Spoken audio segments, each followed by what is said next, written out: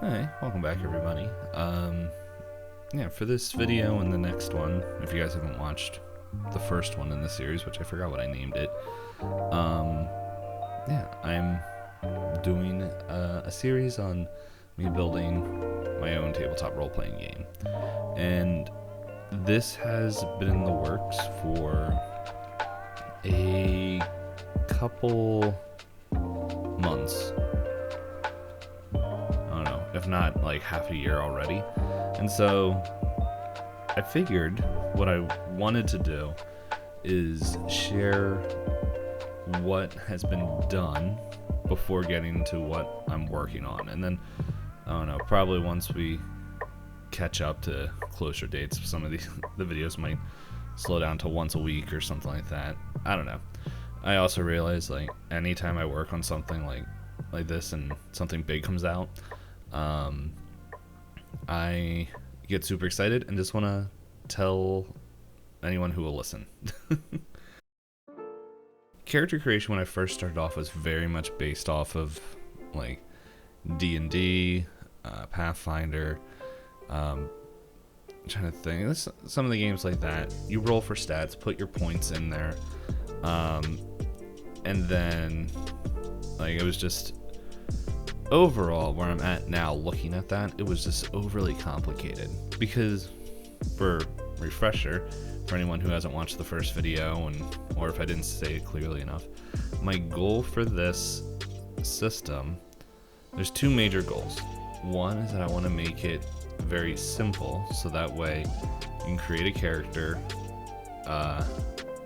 and just kind of jump in and play without like a huge overextensive learning curve of trying to remember pretty much I think like a lot of crunch. Personally, I do like games that are a lot of crunch and trying to figure stuff out.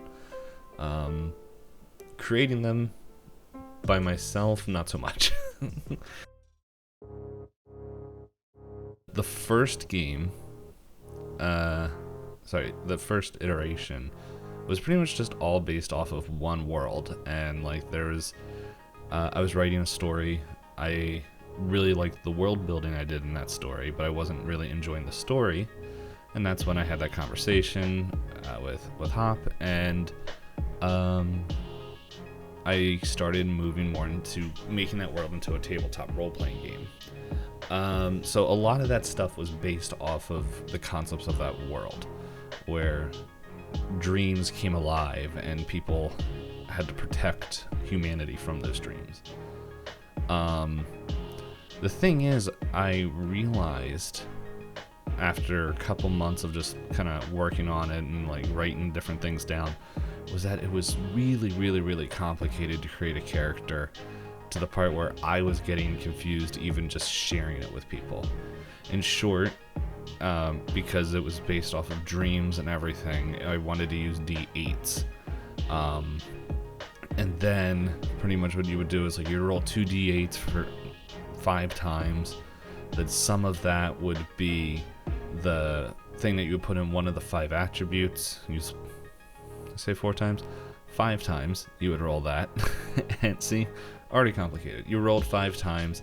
You would take those 5 scores, put it into one of the stats, and then those stats have substats that you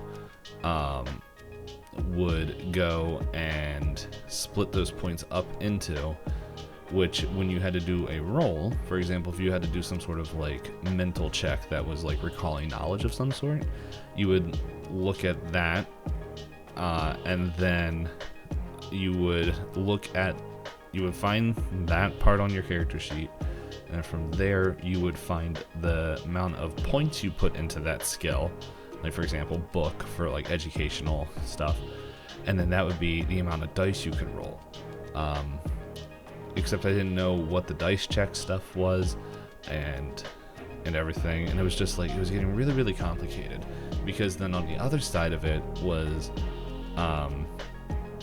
pretty much there was a thing where you would pretty much have magical abilities that would also come from the power of dreams and all that stuff. And I was pretty much, like as I said in the last video, I think 4E Like, I think it's a good battle simulator. I don't know. It's been years since I played it, so I'm not gonna speak on 4E. But it was very much becoming like that, where there was tons of feats and powers and abilities that people could choose.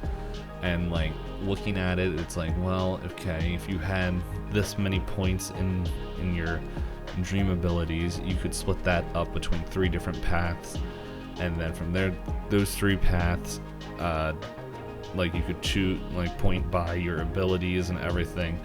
And overall, this whole process really brought out the second important thing that I wanted to do in my game. I wanted creativity. I wanted to give the framework of my game.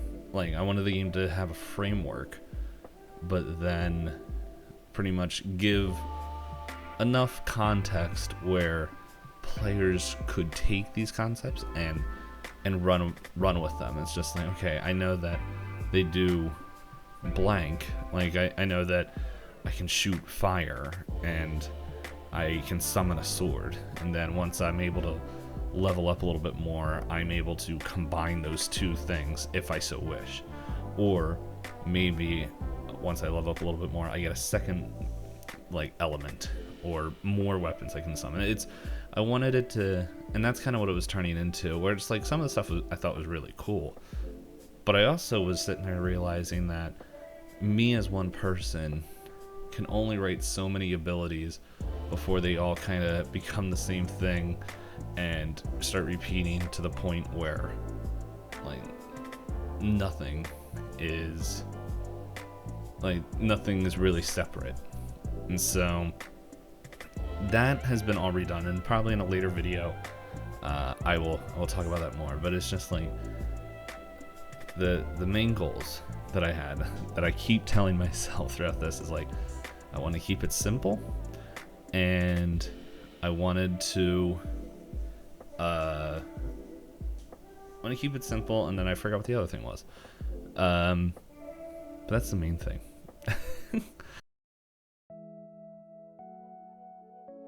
I wanted everything to be flexible.